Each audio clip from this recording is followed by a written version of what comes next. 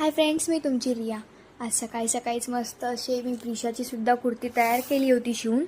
परवा दिवशी गुढीपाडवा आहे त्यामुळे मी आज सर्व काही शिवून तयार केलं होतं. तुम्ही पाहू शकता त्याच्या नेकला मी लेससुद्धा लावली होती. ती प्रिशाची होती, ही डिझाईनवाली माझी कुर्ती आहे. तसं हे सर्व एका आईच्या साडीने बनवलं होतं आम्ही.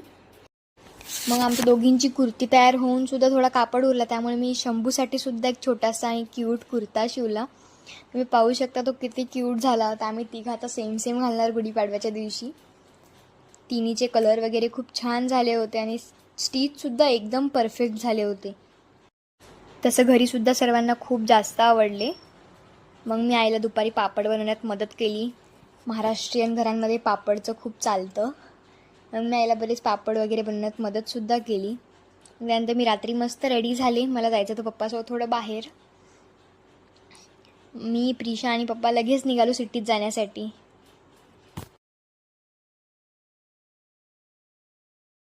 मग सर्व फ्रूट्स वगैरे घेऊन झालं तर आम्ही गेलो बुड्डी लाईनला. मला खायचा होता फालुदा.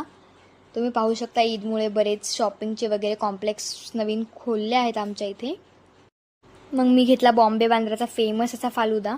मी फर्स्ट टाईम खाल्ला, छान वाटला मला. टेस्ट खूप मस्त होती.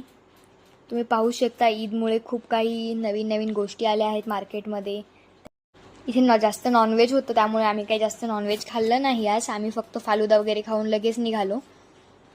इथे आम्ही थोडंफार खारी वगैरे सुद्धा घेतली. तसं आम्ही बेकरी आयटम जास्त खात नाही, पण एखाद्या वेळेस आता सगळ्यांसोबत चालतं म्हणून आम्ही थोडंफार घेतलं होतं ते सुद्धा.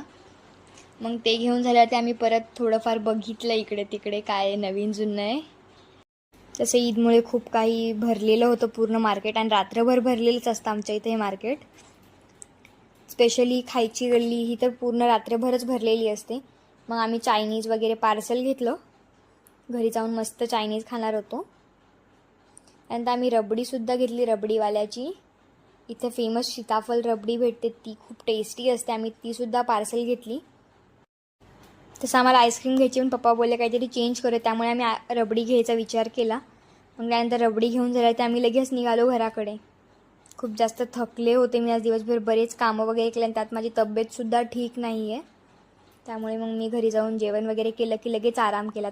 तसाच घरी नूडल्स खाणार होतो आम्ही. मला खूप जास्त चायनीज फूड आवडतं. तर असा होता माझा आजचा दिवस. थँक्यू.